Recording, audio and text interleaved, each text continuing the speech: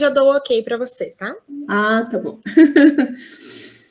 Bom, então, continuando, o que a astrologia nos traz de importante é que a gente tem que, primeiro, aprender a ser um ser humano, para depois aprender a transcender, né? Nietzsche, que é uma grande personagem da nossa história, e as psicólogas de plantão aí conhecem mais do que nós, ele fala que o que não mata nos fortalece. Então, se continuamos vivos aqui é porque aprendemos muitas lições. Deu certo, Mari?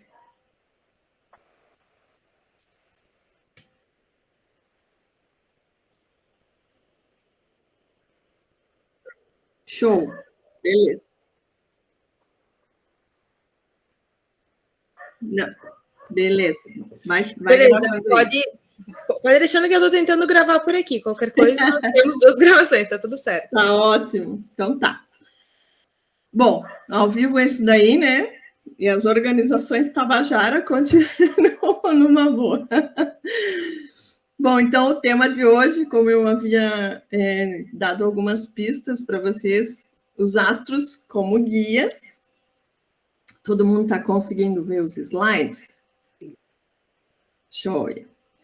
Então, a astrologia, ela não nasceu para a gente falar de signo, né? Ela não nasceu necessariamente para a gente olhar para o nosso umbigo. Ela nasceu com uma proposta de se entender num cenário muito maior, num cenário universal, certo? Então, ela serve para entender as relações entre você e o todo. A astrologia, ela estuda o tempo com o espaço. Portanto, quando você vai fazer um mapa astral, você dá a sua data, hora, né, e local de nascimento exato, porque se usa essas informações para que a gente tire uma fotografia do céu naquele momento, exato momento e local que você nasceu. Né? Imagine que você lá na maternidade acabou de sair da barriga da mãe, olhou para o céu e tirou uma foto. Aquilo é o que o seu mapa astral vem trazer. Tá?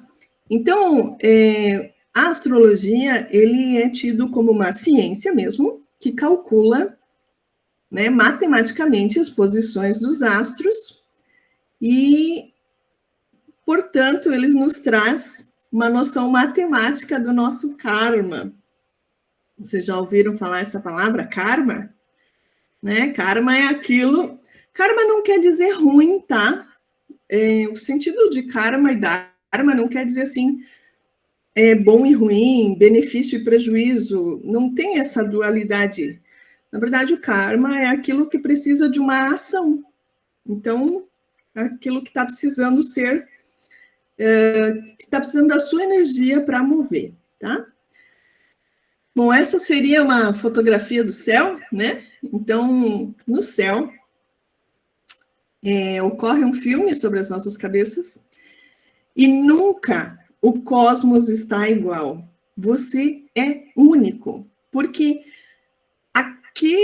aquela posição em que os astros estão no dia, hora e local que você nasceu só vão acontecer de novo depois de muitos anos, tá? Por quê? A Rosângela não vê as imagens. Quem é que pode dar uma dica de como que a Rô faz para ver as imagens? Ô, Rosângela, basta tu procurar ali nos outros integrantes do grupo e trocar de tela. Daí tu vai ver a imagem, tá? Rô, depois escreve ali se tu conseguiu achar as imagens, por favor.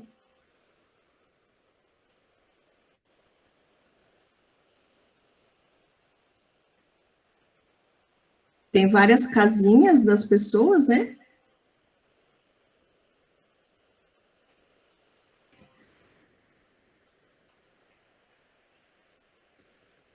Só um pouquinho. É que eu não tenho como fazer isso, A outra menina lá, a Andrea, deu uma sugestão, porque eu estou em 2 máquinas, e se eu tirar da tela agora, ele vai... Deixa eu ver se eu consigo, peraí.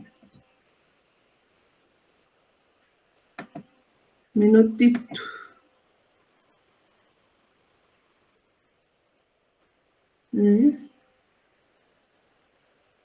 Deu certo?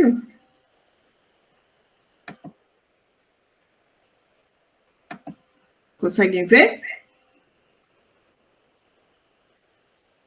É que agora eu acho que travou. Vamos lá. Eu tô conseguindo ver também. Só que o que eu estou conseguindo ver, que é igual de vocês, é o que não é o mesmo que eu estou transmitindo. Espera aí que eu vou interromper o compartilhamento e vou fazer de novo.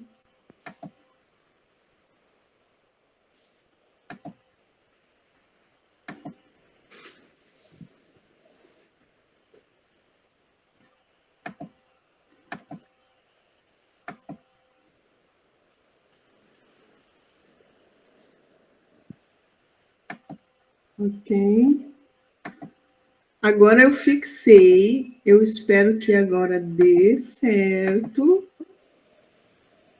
para fixar ali. Será? Bom. Não está indo, que coisa. Vocês viram eu mudar de slide? Não, né? Ficou parado no mesmo, né? Mudou. Mudou? Certo, mas está numa flor ou está no texto? Ah, pois é, ele travou mesmo, tá? Deixa eu interromper de novo o compartilhamento.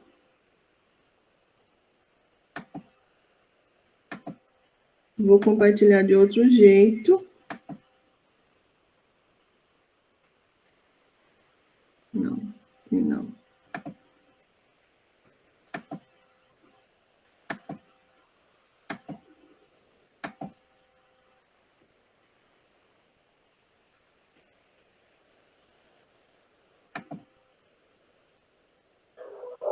Que coisa, não vai, mas tudo bem. Bom, então, a astrologia védica, que pena que ficou tão pequeno aqui. Isso, melhorou, né? Sim. A astrologia védica, ela é a mais antiga que a humanidade conhece, ou que tem datação, pelo menos. Ela tem mais de 2.000 anos antes de Cristo. Os 3 reis magos eram astrólogos, né? Quem que já tinha se dado conta disso, que os reis magos eram astrólogos?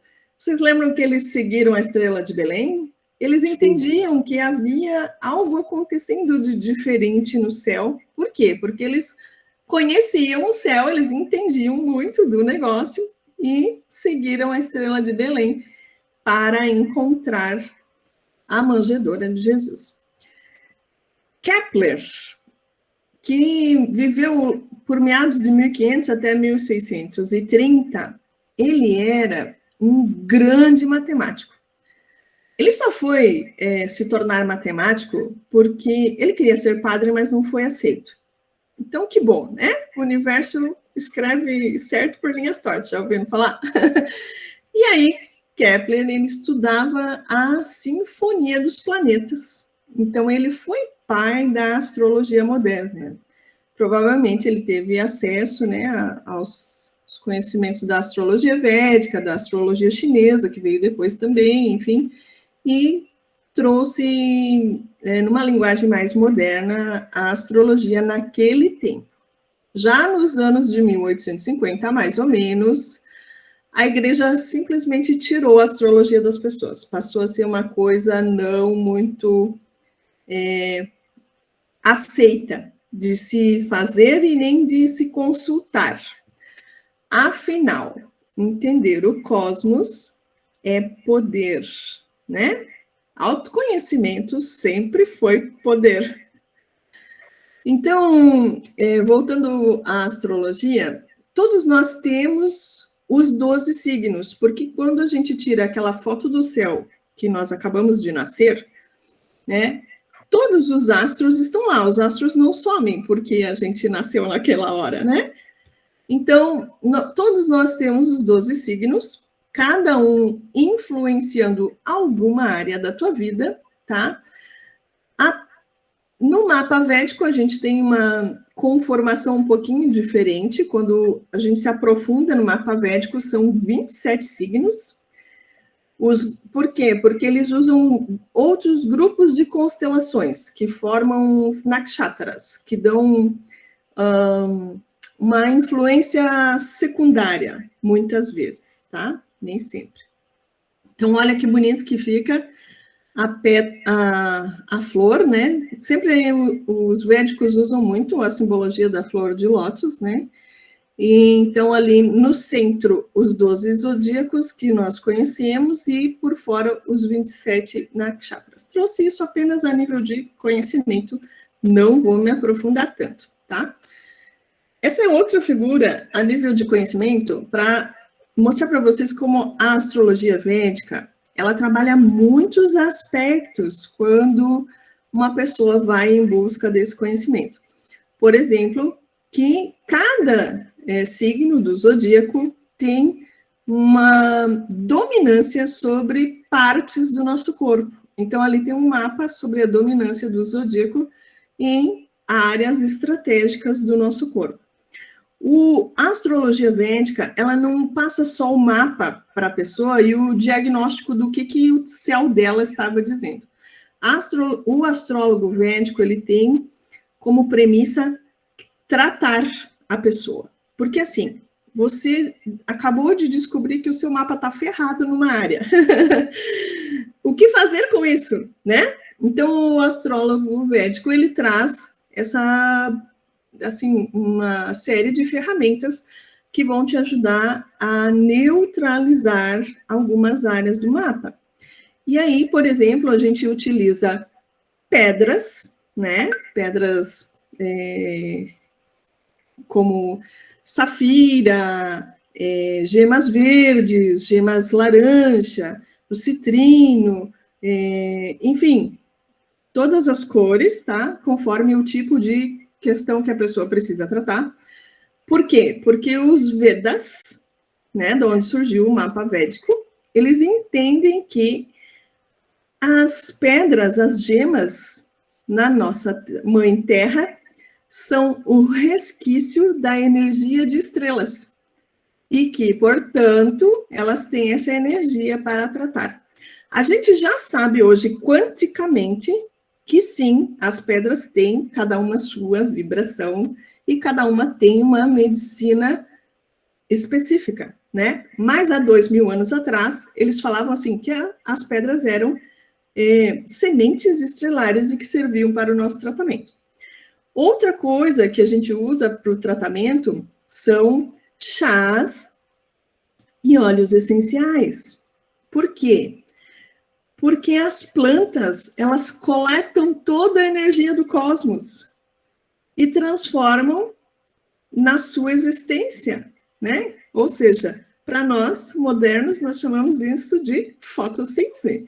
E aí, então, a gente captura das plantas essa energia do cosmos necessária para nos ajudar a vencer alguns karmas, a trabalhar algumas áreas dos nossos destinos, dos nossos mapas. Então, o mapa, ele traz os seus talentos e os seus débitos, digamos assim, o karma e o dharma, né? Mas qual é a receita para ser feliz? Apaixone-se pelo caminho. Todos nós, humaninhos, temos nossas dificuldades, nossas dores, nossas lamúrias. Ninguém vai passar ileso, mesmo quem nasceu em berço de ouro, tá? Então, mas a gente sempre tem a oportunidade de mudar o nosso destino fazendo novas escolhas, né? A alma é eterna. Se a gente realmente toma posse, internaliza essa verdade de que a alma é eterna Então a gente perde o medo. A gente perde o medo de morrer, a gente perde o medo de errar, a gente perde o medo de não ser bem aceito, a gente perde os medos, porque não faz mal. A alma é eterna. Depois daqui, eu vou para outra vivência, eu vou para exercer a minha centelha divina em outro lugar, ou volto para o planeta Terra, enfim, né? Por quê? Qual é o motivo de reencarnar? É treinar as nossas escolhas, sem ficar chateado com os resultados, né? Então, quando a gente realmente internaliza a necessidade de treinar o desapego, então a gente sai do mimimi, sai da energia da ira, sai da energia do medo, sai de outras energias de padrão baixo, né? Então, mas aí o astrólogo fez a leitura do nosso mapa e a gente, então, tem um destino traçado. E cadê o livre-arbítrio, né? Que todos nós conhecemos, que nós temos, que é uma das leis que regem o funcionamento do universo, uma das leis herméticas. Acontece que o livre-arbítrio não é tão simples quanto nos foi dito, né? Para quem não aprofundou o estudo sobre livre-arbítrio, vou só passar bem pinceladinho aqui. Nós temos 3 níveis de ação, de poder de ação, em relação, utilizando o nosso livre-arbítrio. A gente pode fazer algumas coisas que realmente mudam o nosso karma, né? Bem importantes, bem definitivas. Talvez o karma nem fosse tão difícil assim de transpor, né? A gente consegue, muitas vezes, mudar parcialmente o nosso karma, e outras vezes, mesmo que a gente tente, não vai mudar tanto assim o nosso karma, tá? Não vai mudar ou nada. Por quê? Porque aquilo faz parte de um arranjo celestial mais importante do que a gente imagina, né? Então, muitas vezes, nós somos mais importantes do que a gente possa imaginar. Mas vamos voltar lá. Como é que são as casas da astrologia védica? A astrologia védica, ela traz esses 2 modelos de mapa. Esse modelo que tem ali um losango no meio ali, o primeiro modelo, ele é do norte da Índia, e esse outro modelo bem quadrado, que tem ali desenhado os signos, ele é do sul da Índia. É esse modelo do sul da Índia que eu sei contar para vocês um pouquinho, tá? Esse aqui, por exemplo, é o modelo do mapa astral da astrologia tropical, né? Que é a astrologia mais utilizada, tanto na Europa, como aqui para nós, no Brasil, na América, enfim, tá? A maioria dos astrólogos usam este modelo de mapa que se chama astrologia tropical. Esse, por exemplo, é o meu mapa. Mas o que aconteceu? Quando eu fui dar as informações do meu nascimento para a astróloga, eu dei a hora errada. Pronto. Já saiu o mapa errado. Né? Já saiu com ascendente em virgem, que não é isso que acontece do meu mapa, enfim. Então, é muito importante que a gente realmente saiba a hora que a gente nasceu. Então, esse é o meu mapa. Já esse daqui... perdão, aquele primeiro mapa era o mapa do Brasil, no dia 7 de setembro, onde nós tivemos o dia da independência. E realmente, não vou parar para analisar ele agora, senão a gente vai perder muito tempo, mas os astros indicavam mesmo essa energia desse movimento. E esse era o meu, que eu dei a data errada, e esse é o meu mapa, por exemplo, na astrologia védica. Então, a gente tem aquele quadradão lá em cima, que é o mapa principal. A astrologia védica, ela tem muitos submapas, ela é extremamente complexa e completa por conta disso, né? tem muitos arranjos de hora, de localização de astros ali, que trazem muitas informações, assim, por exemplo, eu tenho várias áreas debilitadas no meu mapa e que eu preciso correr muito atrás, eu preciso trabalhar muito o meu eu para que eu consiga transformar esses karmas todos aí que vieram comigo. Mas o que é um mapa? Ele é o resultado daquele momento que você morreu na encarnação anterior, tá? E as coisas que ficaram faltando você resolver, né? Ficam gravadas no seu campo. Então, quando finalmente o céu se alinha com aquelas coisas que falta eu resolver, eu consigo reencarnar e nascer de novo, tá? Então, o mapa, por isso que o mapa funciona tão bem. E por isso que o mapa realmente fala tanto de nós. É tão verdadeiro, porque ele tem muito a ver com a energia que a gente trouxe.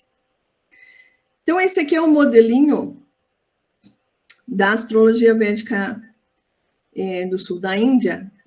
Olha que interessante. Essas casas, elas são estáticas. Peixe está sempre naquele cantinho superior, o Gêmeos está sempre naquele outro canto superior, e assim por diante, tá? Os planetas estão sempre estáticos nessa casa. Como que a gente analisa? Como é que muda o mapa de uma pessoa para outra? Muda o tipo de horário e lugar que você vai trabalhar, vai estar, né, no seu nascimento, e que vai dizer qual é a sua casa 1, qual é a sua casa 2, e assim por diante.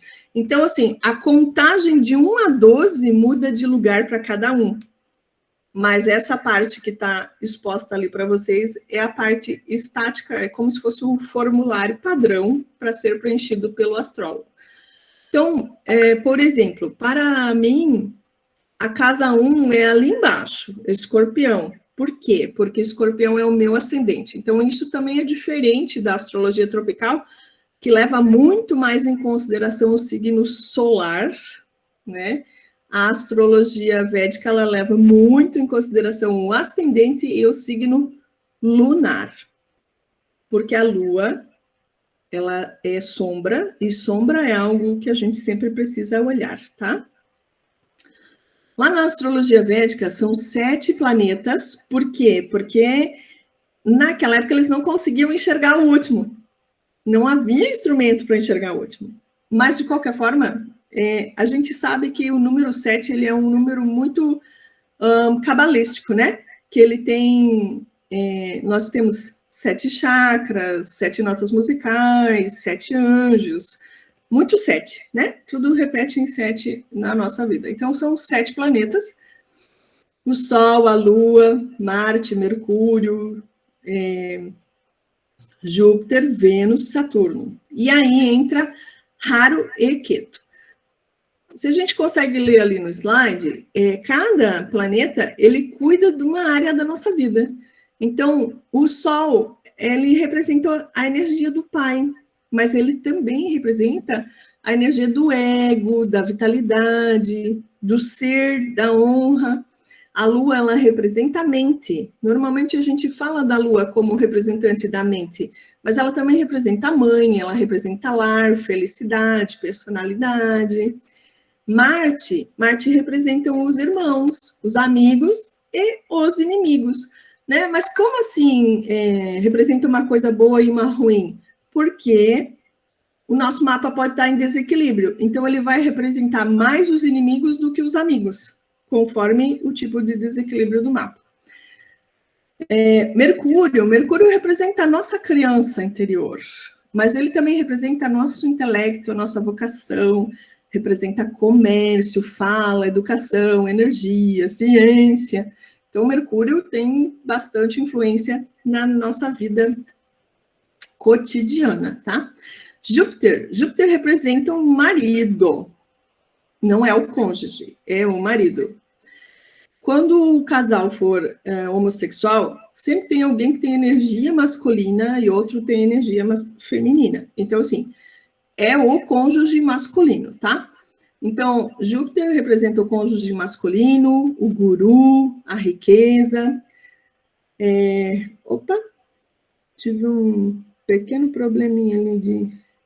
Mas também representa os filhos, saúde, princípio e o Dharma, ou seja, coisas que vieram já boas com a gente, as nossas virtudes. Vênus representa a energia do feminino, a esposa, as artes, a beleza.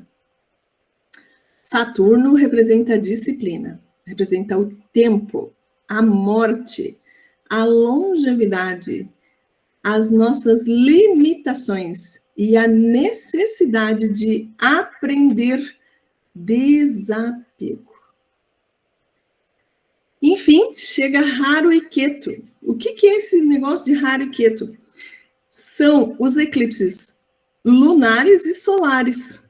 Nós todo ano temos eclipses lunares e solares, conforme eles se encaixam no nosso mapa, no nosso momento de nascimento, então eles vão ter bastante interferência, tá?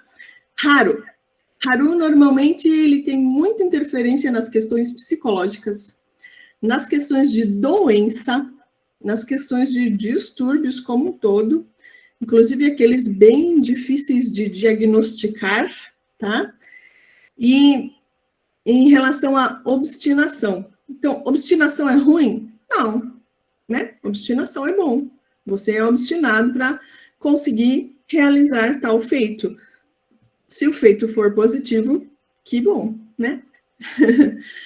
Ketu traz uma energia de inimizade, de negação, de necessidade de desenvolver o lado espiritual e de desenvolver conhecimento também. Então, nós temos aqui nesse quadrado 12 casas. As primeiras 6 casas, elas têm muito a ver com as energias internas. E as 6 casas seguintes, do 7 a 12, com energias de exteriorização, tá? Então, ali no exemplo, ó, a casa 1 começou para mim ali no Escorpião, e aí ela segue contando no sentido do relógio, no sentido das horas. Então, a casa 2 vai ser o Sagitário, a casa 3 vai ser Capricórnio, e assim por diante, chegando lá em cima, na casa 8, em Gêmeos. Por fim, a minha Lua, meu signo lunar, está na casa 12. Então, assim, tem muita coisa ruim no meu mapa, mas também tem muita coisa bem bacana, né? Tem uma balança que a gente sempre tem que dizer gratidão pelo que veio de bom, né? Bom, então, casa 1 cuida da identidade, do ego, do corpo, casa 2 dos recursos, da família, da fala. A casa 3, ela traz as questões relacionadas com os irmãos, com coragem, com escrita. A casa 4 vai sempre trazer aspectos relacionados à mãe. Aí tu diz assim, Gê, mas você já não disse que tinha um tal de um planeta que tinha relação com a mãe e outro planeta que tinha relação com o pai? Aham, Cruza tudo isso e pensa no samba do crioulo doido que dá esse negócio na hora de avaliar, de analisar e de dizer para a pessoa, você é isso, né? São muitas horas de estudo para sair um mapa astrológico, tá? Então, a casa 5 são os filhos, a criatividade, a comunicação, a casa 6, saúde, trabalho, serviço. Quando a gente fala em serviço, bem no sentido de servir mesmo, tá?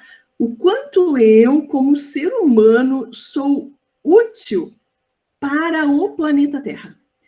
Isso não significa trabalhar muitas horas ou ter um emprego muito bacana, nada disso. O quanto a minha energia colabora com a melhora da vida humana, da qualidade da energia e tudo mais, tá? Casa 7, então, que são as energias mais de exteriorização agora, relacionamentos, sociedade, casamento. Casa 8 traz o oculto, a morte, o mistério, né? Olha só lá a minha casa 8, lá no cantinho superior, eu tenho 3 planetas enfiados na casa 8, que se aglomeraram no céu no momento que eu nasci. Isso é ruim? Não. Isso significa que aquilo é muito forte na minha vida. Então, a casa 8, ela trata do oculto, do mistério, né? E eu tenho planetas que trazem muita força para esse oculto, para a minha força do desvendar mistérios. Inclusive Saturno, né? Que é o planeta que traz a coisa da transcendência, do exercício de humildade, do desapego muito grande. Tá? Então, quando eu perguntei para o meu professor de astrologia védica, falei, professor, a pessoa tem 3 planetas na mesma casa, o que isso significa? Depende, qual casa? Casa 8. Quais eram os planetas? É Vênus, Saturno e Mercúrio. Já nasceu bruxa. Por que já nasceu bruxa? Porque tem uma Vênus ali, né? A energia do feminino, da criatividade, tá? Enfim. Então, vocês já sabem que não tinha como eu fugir da bruxa. Em relação a isso, olha só que interessante. A partir do momento que eu conheci, né, as minhas posições astrológicas e tudo que eu tinha que enfrentar na minha vida, e então meu professor disse assim, não faz disso, porque é isso que você precisa fazer, pronto, acabou. E então eu realmente resolvi, um belo dia eu resolvi e disse, ok, universo, estou à disposição. E daquele momento em diante, realmente, como se várias peças fossem casando e tudo foi muito mais fluido na minha vida. Por quê? Porque eu parei de resistir e porque eu entendi qual que era a minha missão de vida, né? Bom, enfim, então, casa 9 tem a ver com o pai, com o mestre, com o guru, no sentido de alguém que vem te mentorar, ou algo que você tem que ser mentorado. Casa 10 traz a sua relação com o sucesso, com carreira, com profissão. Casa 11 traz questões de autorrealização, aspiração, meta. E a casa 12 traz as suas dívidas, traz questões do seu subconsciente, traz questões sobre o fim e sobre liberações necessárias. E a minha danada da minha casa 12, né? Tá lá com a minha lua. Então, duplamente questões para que eu tenha que olhar com muito carinho e liberar o quanto antes, né? Quanto antes eu resolvo os perrengues que tem para resolver no meu campo, mais rápido vou ser fluida e mais feliz, enfim, né? Quem não quer ter uma vida um pouco mais fluida, né? Então, é importante que a gente olhe sempre onde que está a nossa lua. Né? A astrologia tropical não traz muito essa questão da lua, mas a astrologia védica traz muito onde que está a sua lua. E aí, voltando um pouquinho lá no mapa, vocês conseguem ver o meu mouse se mexendo? Joia. Olha só, aqui está minha casa 1 com o meu ascendente, e eu tenho raro nesta posição e Ketu em conjunção no céu. Ou seja, estou ferrado. Né? Eu tenho o eclipse solar e o eclipse lunar, assim, em posições bem importantes, que dizem assim, vá trabalhar, vá fazer alguma coisa, senão a coisa não vai terminar bem, tá?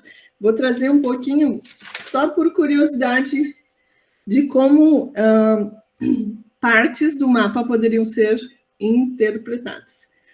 Então, vamos lá. Rahu e Ketu, eles são sempre questões de sombra, né? São sempre questões de vidas passadas que a gente precisa olhar, tá? Então, quando o Rahu, como é o meu caso, ele está na casa 1 ou na casa 7, no meu caso está na casa 1, ou se ele está junto com o ascendente, ferrou, né? Porque ele está tanto na casa 1 como no ascendente, então as coisas ganham um peso muito grande, né?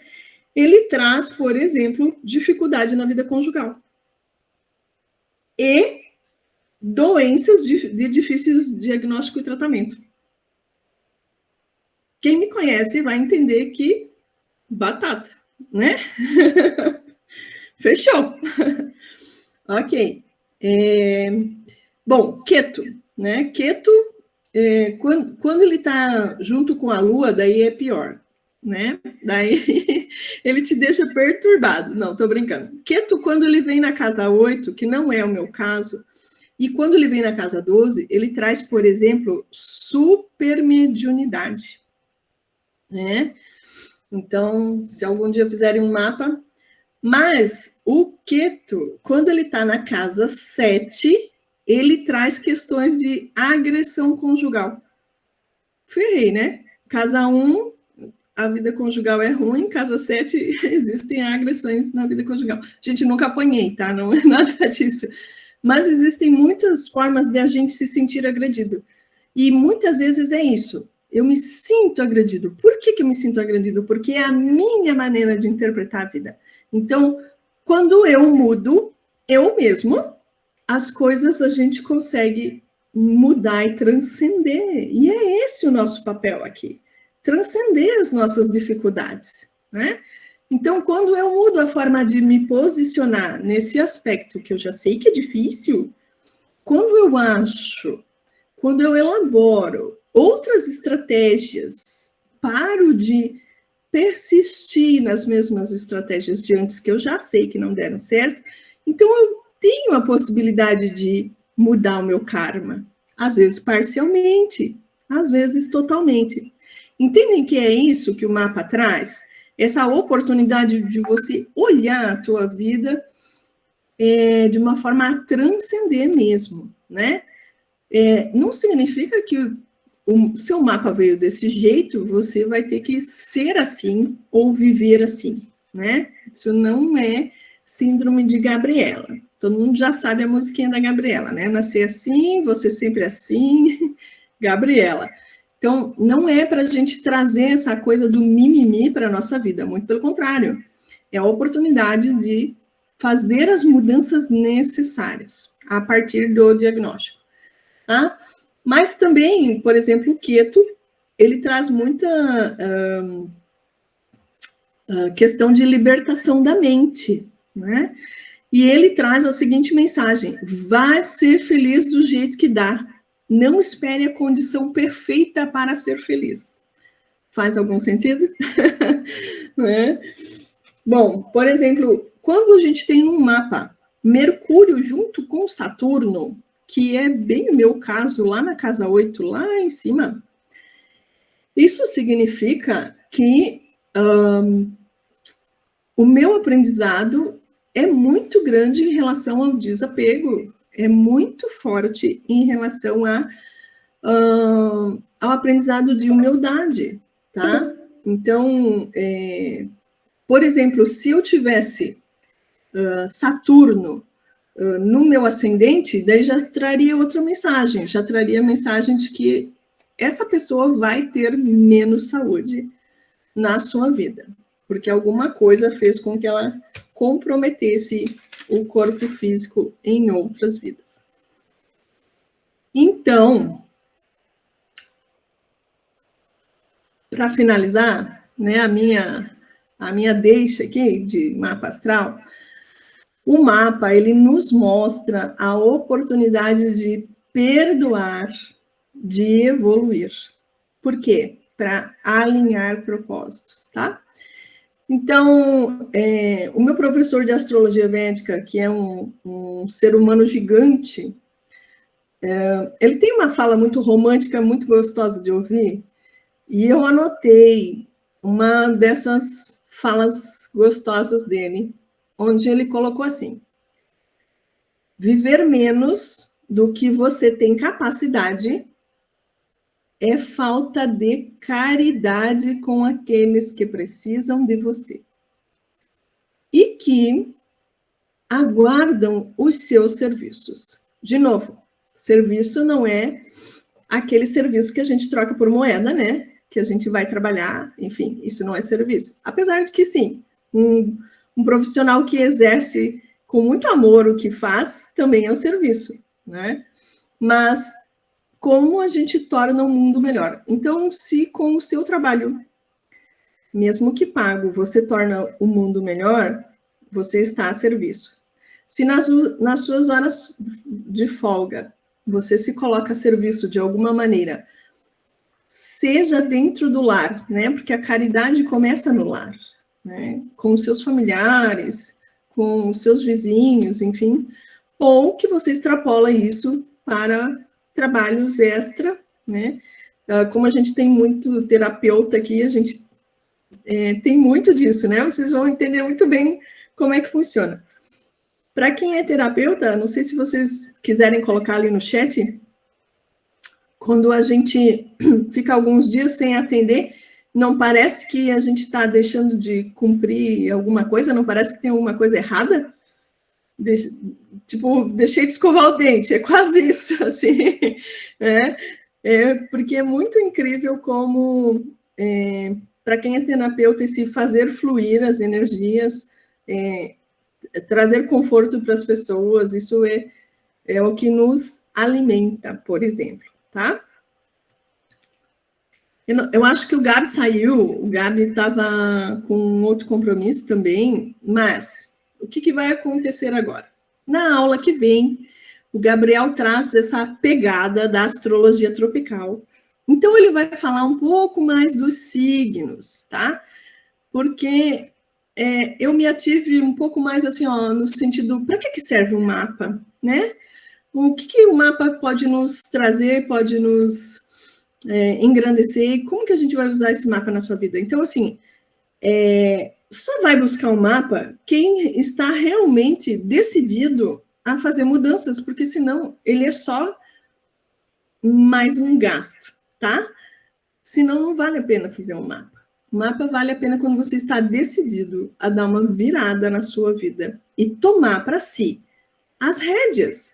O que é tomar as rédeas? Trazer a responsabilidade e matar no peito, né? Lógico, sempre com muito amor, cuidando de ti, né? Primeiro, sempre, e cuidando dos outros ao seu redor também. Gente, até aqui, alguma pergunta, algum comentário?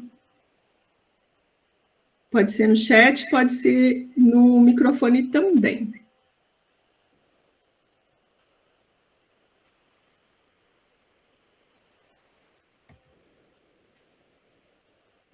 Não? Cadê a minha amiga Rose, que gosta de fazer pergunta? Eu vi ela entrar. Não sei se ela desconectou, mas eu vi ela entrar. Estou aqui. Você viu que eu já falei de novo de óleo essencial, né? Porque óleo essencial é muito essencial para a nossa vida. Ouvi. Não, é que esse mapa astrológico, ele é bem difícil, né? Complicado. É muita informação. É muita informação. É muita informação e é muito sério. É muito sério. Mas uma pergunta. Claro. Tu fazes esse mapa, não? Olha, Rose, quando eu estava estudando, eu fazia como forma de treino, tá? Mas como eu parei de fazer, porque eu levava horas fazendo um mapa, assim, 4, 5 horas fazendo um mapa, tá? Então, eu teria que cobrar, assim, olha, sem brincadeira, R$600 um mapa, menos que isso não dá, né?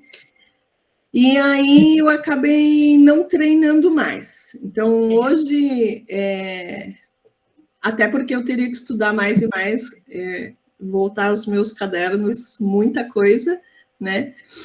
Mas, porque é bem complexo mesmo. Eu diria, assim, que eu vou ter que estudar mais uns 5 anos para ser uma boa astróloga. É o conteúdo de uma faculdade. O professor que eu faço a Kabbalah, ele não faz mais, ele disse que ele também parou agora. Mas aí até eu perguntei se ele faria, né? Ele disse, olha, eu disse, não tenho mais tempo para fazer, mas sabe quanto ele cobra? 3.000 reais. Aí eu faria. Aí eu sentaria e me desdobraria nesse mapa, com certeza. Porque ele disse que leva em torno de 3 meses. Ah, é? Mas ele faz mapa védico, então? Eu sei que é o Kabbalah, é o mapa, eu não sei se é da Kabbalah, que vem lá, né? Também bem antigo, né? Mas aí então, ele disse que leva em torno de 3 meses. Eu não sei exatamente se é porque ele demora mais tempo, mas eu sei que são 3.000 reais. E aí também tem que estudar muito, né? Ele estuda, eu acho que há 20 anos já. Exatamente. Não, mas deve ser o mapa da Kabbalah mesmo, que é aquele bem bonito, né? Que tem, tipo, parece uma árvore, assim, né? E realmente aquilo deve dar muito trabalho. Lógico que não são 3 meses de trabalho, né? Mas que ele deve ter outros afazeres na vida dele, então vai fazendo aos poucos e coloca na fila, se ele tiver vários, isso né? Mesmo, é bem isso. É bem isso mesmo. Mas, lógico que eu tenho que indicar, né? Porque eu tenho várias colegas de turma que continuaram fazendo. Na verdade, eu tive colegas de turma que elas já tinham se inscrito 3, 4 vezes no curso, porque no curso o professor vai fazendo os mapas e a gente vai aprendendo olhando os mapas, né? E aí vai aprendendo vários setores dos mapas. Então, elas já estavam no 3º, 4º curso, elas já são bem feras, eu poderia indicar também, tá? Certo. Mas, na semana que vem o Gabriel contando para a gente sobre o mapa tropical, que talvez não seja tão aprofundado, mas que eu acho que é um bom começo, porque com tanta informação a gente fica zonzo, né? E olha que eu passei só uma pinceladinha das coisas ruins ali do meu mapa, né? E ali já me dá bastante trabalho, né? Já tenho bastante trabalho para a minha vida sabendo só daquilo ali. Então, imagina sabendo todo o resto, né? Então, o mapa tropical, ele também dá uma boa noção de quem você é e o que você tem a realizar de importante na sua vida, que não pode ser deixado para trás. Por quê? Porque se você dá atenção a essas áreas que realmente precisam, depois, no resto, a sua vida flui melhor, né? Sim, mas aí tá, mas me diz uma coisa, faz o mapa, tem vamos dizer, o diagnóstico, vamos falar assim. Exatamente, é um diagnóstico. E depois, mas aí, quem tem que resolver sou eu aí. Ou eu tenho uma ajuda, não, né? Eu sei nas áreas que eu vou ter que trabalhar, é isso? Isso mesmo, Rose. Veja, um astrólogo, ele pode, por exemplo, sugerir assim, ó,